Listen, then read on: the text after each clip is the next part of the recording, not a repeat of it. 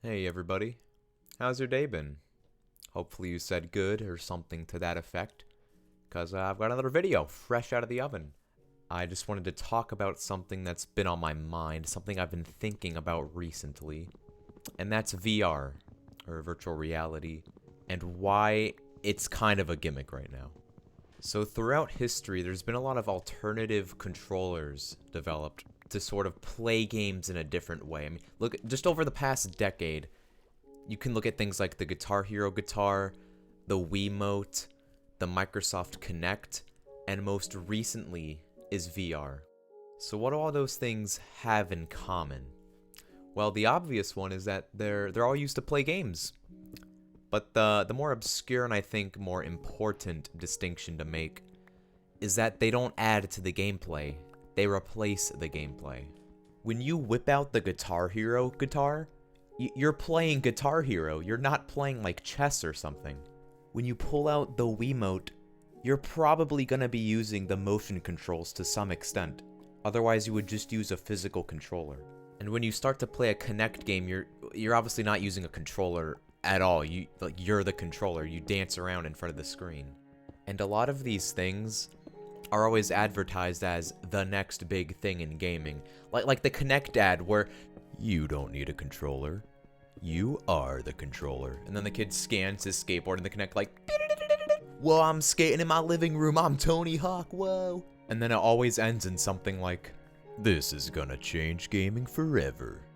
You play a Kinect game maybe 4 or 5 times, and then you're done for the rest of your life. When was the last time you played a Kinect game? Okay, well, for me, it was about 1 year ago, but that's not important. Before that, it's been like half a decade. I don't willingly seek out Kinect games to play because I would rather just play a game with a keyboard and mouse. And I think there's 2 very important reasons why this is the case.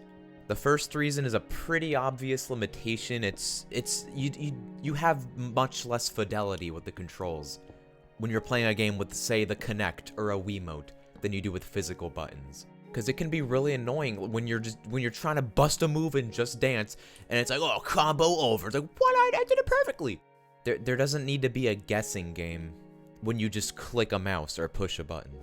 And aside from just feeling less in control of what's happening, the kinds of games you can make for these platforms are incredibly narrow in scope compared to just a generic control scheme. There are only so many games you can design around the Wiimote motion sensor before it just becomes, okay, I'm pointing the thing at the screen and maybe I'm swinging it around. The same thing with the Kinect. There's only so many things you can design until you boil it down to, I'm dancing in front of my TV. And that is sort of what I feel VR is falling into right now. Because you're throwing out the good old controller or mouse and keyboard control scheme, you're giving up a lot of game design potential. A lot of VR games right now revolve around the novelty of being able to look around and do something you can do in real life. And I don't want virtual reality to just be that way forever. I know it's still a sort of early platform, so there aren't many super fleshed out games for it, but there's still some very real limitations that I think are hindering VR. Which is why I think people should start embracing a sitting VR experience. Now, if you don't know what a sitting VR experience is, it's essentially just playing a game as normal with a keyboard, a mouse, or a controller, with the only difference being you're wearing a VR headset. And that's something I find way more interesting than a full standing VR experience. Now, there are definitely advantages and disadvantages to sitting VR. Some of the advantages being, you can sell a VR unit with just the headset. No lighthouse stands, you won't trip over wires, you don't need a spacious area because you're at a desk. You don't even need to stand.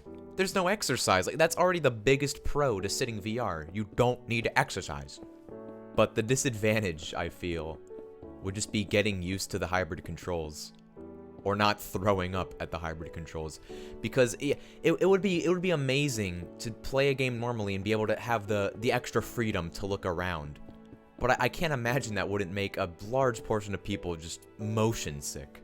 But then you can make the argument that regular VR already makes people motion sick. So I still think sitting VR is something that's very well worth trying. Just for a moment, imagine playing a game like Minecraft, where you're playing it normally, but because of the headset, you have the subtle addition of a 3D field of view that you can look around. It would just be so cool to play games like that. And speaking of Minecraft, I've played a lot of Minecraft recently. I don't know if I should be ashamed to say this, but over the past week, I think I've spent like 50 or 60 hours just playing Minecraft. That's partly due to the shaders. Like, it's a weird. I'm not into graphics in games, but playing Minecraft with shaders has just brought in a breath of fresh air. Like, it's just so refreshing to play the game because the core gameplay of Minecraft is really good. It's really fun. And when a game is not only fun, but it also looks pretty, well, that's a spicy combo you got there. So if you liked playing Minecraft a long time ago, here's what I recommend.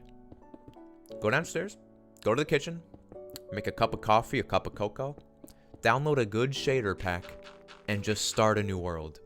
And if you have friends, try to convince them to do the same and play on a server. Like, it's actually been a blast to play with friends on a server. I think I got like 7 or 8 people on at one point. Minecraft is just a fun game. It would take a talented team of people to ruin Minecraft. Or the Java edition, that is. The console version isn't. It's not holding up so well, but you know, my point still stands for the PC version. It's incredibly fun. Highly recommend giving it a shot with some buds. And yeah, that's all I have to say. So thank you for sticking around and listening. It means a lot to me. Hope you have a good rest of your day, rest of your week even. I'll be generous. And good night, everybody.